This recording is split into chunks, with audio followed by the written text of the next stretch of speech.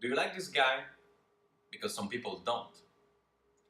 According to recently confirmed rumors, Apu Nazama Petilon, the Indian fictional character from The Simpsons, might be removed from the show. Since Ari Kondabalu, an Indian comedian, published his documentary The Problem with Apu in 2017, some problems concerning the character have started to be discussed. The funny, kind, and apparently inoffensive owner of the cheapest grocery store in Springfield has been judged to be stereotypical and offensive, and many people think that it may only reflect negative traits of the Indian and Southern Asian community.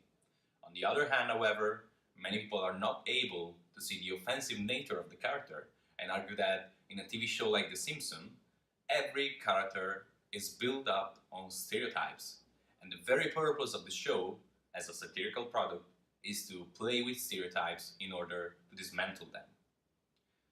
So, how can we solve this controversy?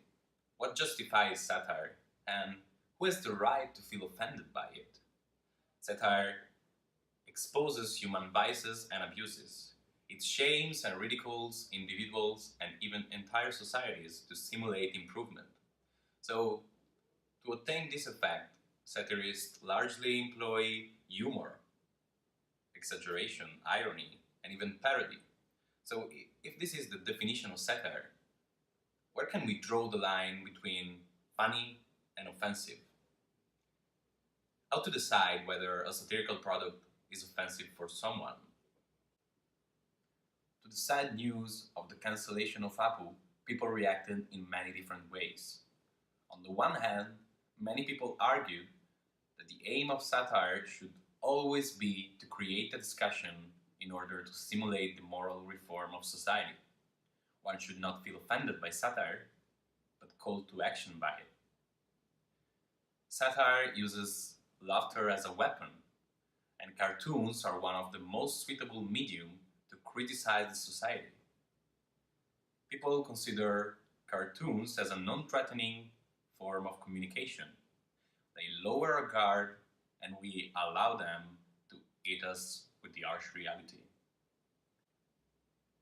On the other hand, however, many people argued that we should always consider other people's opinion, and if we do not consider something as offensive, this doesn't mean that it cannot be offensive for someone else.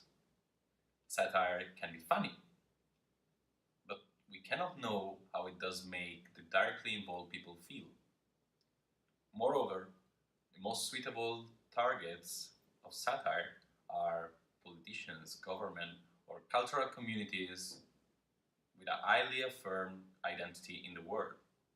But when the targets are countries or communities who fought or are still fighting to be accepted, then more issues may arise. Would the cancellation of Apu lead to a process of elimination of every negative and offensive trait of satire? Would this process lead to the cancellation of the satire as a genre?